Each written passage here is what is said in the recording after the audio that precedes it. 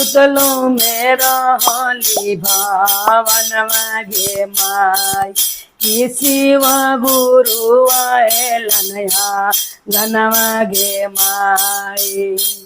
ना घर में लोट आई ना घर में थारिया की कोई से के चरण धो लाई गे माई कि कोई से के चरण धो लाई गे माई।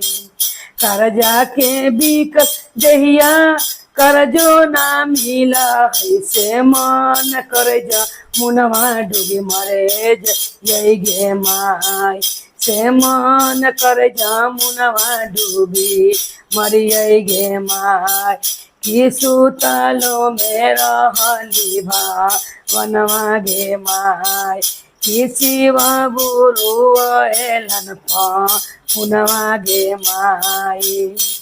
ना घर में चौकी हई ना घर में आसानी जे कौची प्रयास मिला गई गे माई कि गुरु जी के काठी पर बैठाई गे माई। कर्जा के बिकल दहिया करजो ना मिला है से मन कर्जा बुनवा डूबी मरिय गे माई से मन कर्जा बुनवा डूबी मरिय गे माई कि सुतलो में रहली भावनवा गे माई से सुतलो में रहली भावनवा गे माई कि शिव गुरु आएलनया जनवा गे माई से शिव गुरु आएलनया जनवा गे माई।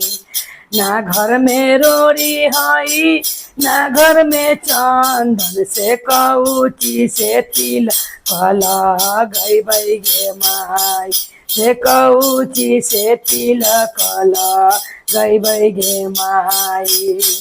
कर्जा से बिकल दहिया करजो ना मिला है से मन कर्जा बुनवा डूबी मरिय गे माई से मन कर्जा बुनवा डूबी मरिय गे माई।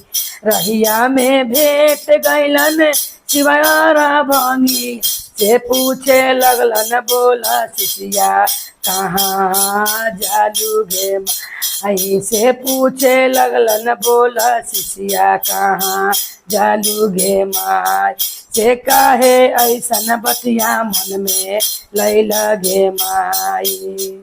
हमहू जे भरबो शिष्या तोलो भना डराब कि सब दुखवा दूरवा तोहरे होई है गे माई कि सब दुखवा दूरवा तोहरे होई है गे माई कि सुतलो में रहली भावनवा गे माई कि शिव गुरु आएलन पुनवा गे माई। ना गेंदा फूलवा हई ना कनैल फूलवा से कौची के हारावा पे नाई गे माई से कहावा हम गुरु के बैठाई गे माई। कर्जा के बिकल दहिया करजो ना मिला है से मन कर्जा बुनवा डूबी मरिय गे माई से मन कर्जा बुनवा डूबी मरिय गे माई। सुतलो में रहली भावनवा गे माई कि शिव गुरु आएलन पुनवा गे माई। ना घर में भंगिया हई ना घर में सेउआ जे कौची के भोग वाला गई गे माई से कौची के भोगा वाला गई गे माई। ना घर में घिउआ हई ना रे कपूरावा से कौची के आरती उतरिय गे माई से कौची के गुरु के हम आरती उतरिय गे माई।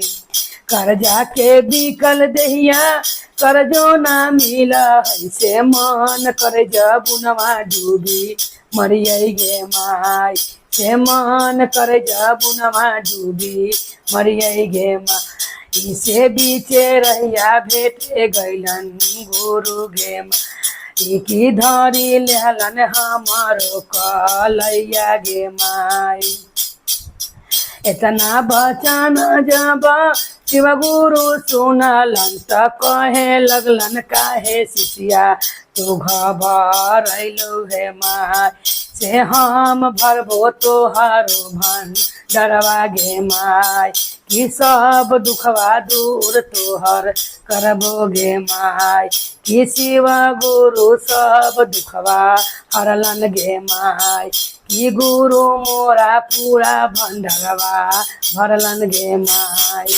हर हर महादेव की जय। गौरी पार्वती मैया भवानी की जय।